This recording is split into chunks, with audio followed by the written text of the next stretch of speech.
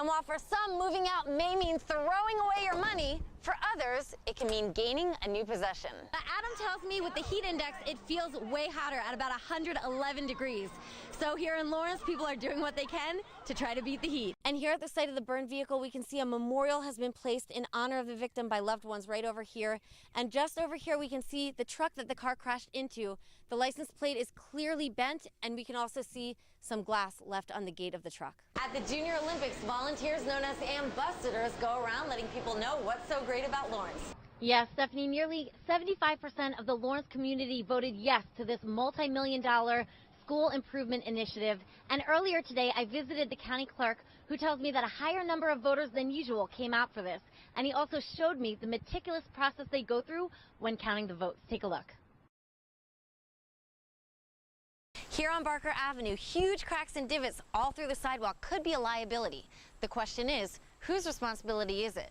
The city's or individual homeowners? Barker Avenue resident Brad Risher returned from vacation to find a letter from the city. It said we have less than a month till July 31st to fix our sidewalks. He says his family's not the only one frustrated by the news. I know a lot of people, there's no way they're going to have the money and the means to fix this. The equipment that's going to be required to jackhammer all this concrete up. According to one contracting company, an individual homeowner fixing one portion of a sidewalk could cost anywhere from $1,000 to $3,000. Courtney Shipley, who co-chairs the Lawrence Association of Neighborhoods, argues fixes like this should be on the city, not individuals. You may be the kind of person who comes home and never uses your sidewalk, drives to work, never has time to be out walking, while all your neighbors and school children and elderly people using it for exercise or bicyclists are using it all day and they're not paying anything.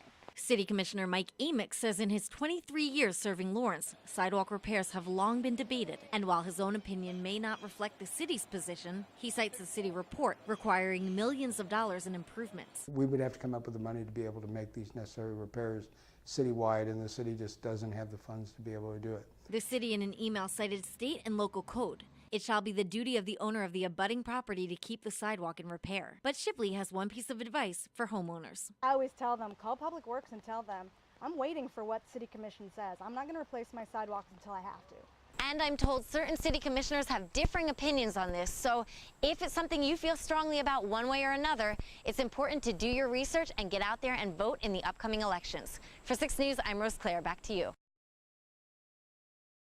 As you can imagine, with 19 candidates, each given a max of 15 minutes on the floor, a lot of issues and credentials were mentioned.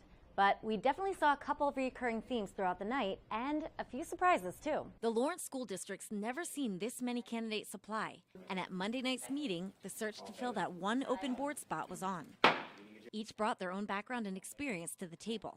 I'm a father of 4 children. I'm an educator by choice. I have a bachelor's degree in engineering. I'm a veteran of the U.S. Armed Forces. I'm a fellow of the American College of Physicians. And many had specific issues to address. Improved transportation for students. But 2 recurring themes kept popping up over. This equity issue has come up. Integrating equity and cultural competency. And over. The community deserves to have the school board reflect that diversity as well. And over again. But the equity is going to be even bigger next year and this year because of the funding that is coming from the state and the federal government. Really due to reduction in funding at the state level. The pressing issues both statewide with the budget and front and center in Lawrence with diversity may be why concerned parents and citizens are lining up for this vacant school board spot. Education's kind of been in the limelight, you know, from the funding issues which were brought up quite frequently tonight, and then with the equity issues. There's a wealth of just experience and resources within the candidates regarding those 2 issues, the budget and the diversity. And it's because of one of these very issues that 18 candidates in came a surprise. I really should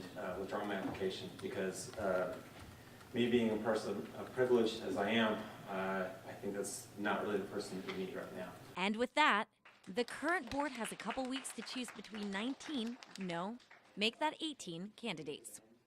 Now, along with those 2 issues that kept coming up, both budget and diversity, the candidates said they expect them to become even bigger in the next couple years, which is why they want to be a part of the school decision-making process now. For 6 News, I'm Rose Claire. Arts and crafts, animal-themed snacks, and of course, hands-on time with furry friends and hardbacks. I love camp. All take up kids' spring break time. where they might normally be hanging out at home with the parents. We have live animal programs. We have a lot of outdoor activities. There's a lot of hiking and getting outside. The week-long camp, which hosts kids aged 6 through 12 and holds its last day Friday, has different themes each day. Now, one of the themes for the kids this week was Monsters Among Us. So here we have the snake Elvira. This is a common king snake, or a speckled snake, which you can tell by the speckles on it. The snakes come out from hibernation in the spring, which is why the kids are learning about them and other animals that appear this time of year. I like how we get to see a lot of different animals. What's your favorite animal? All the animals. And maybe this camp is best suited for the animal lovers, like 7-year-old Asa Masters, who's been bit by the nature bug. You like the bunnies? If they don't bite. As long as the animals themselves don't bite. For 6 News, I'm Rose Claire.